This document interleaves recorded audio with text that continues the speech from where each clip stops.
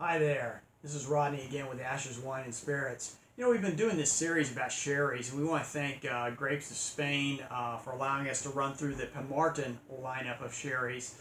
This is a fairly old house that does things very traditional in their harvesting methods and their production methods. This is the classic style of sherries that they do. Now, the one we're going to explore today, this is Pedro Ximenez.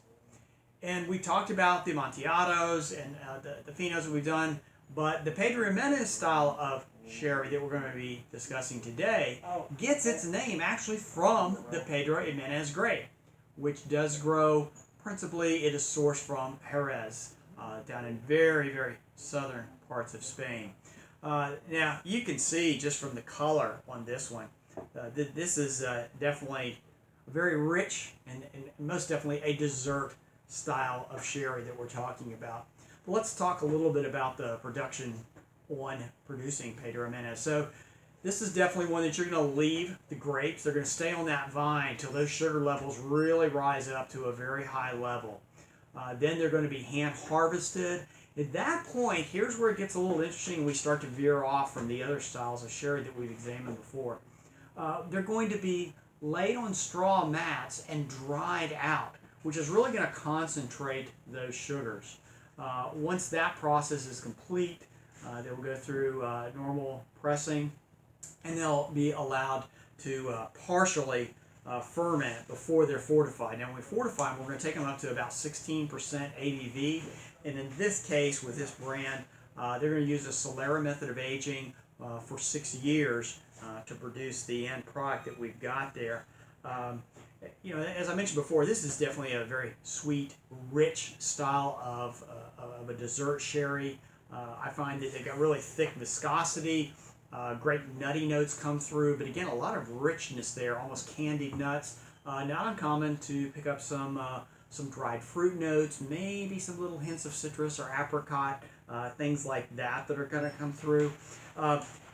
I've lightly chilled this one. I think most of the experts would say around that 50 to 55 degree mark, so not fresh out of your 40 degree refrigerator, but also not at room temperature either.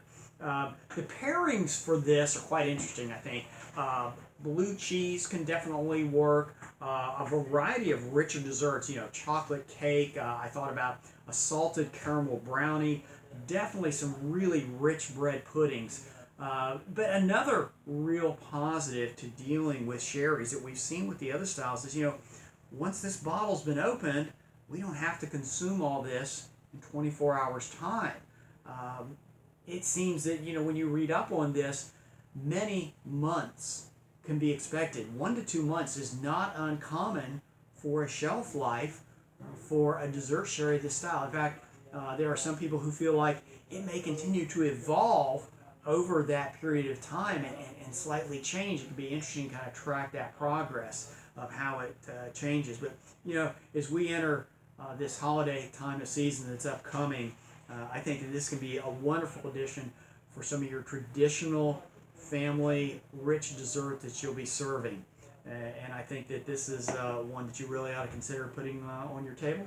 And we definitely have it down here at Ashes, Wine, and Spirits. So thanks again for watching the videos. You know, follow us on our YouTube channel and do all the normal likes that you would do. But again, thank you so much for watching.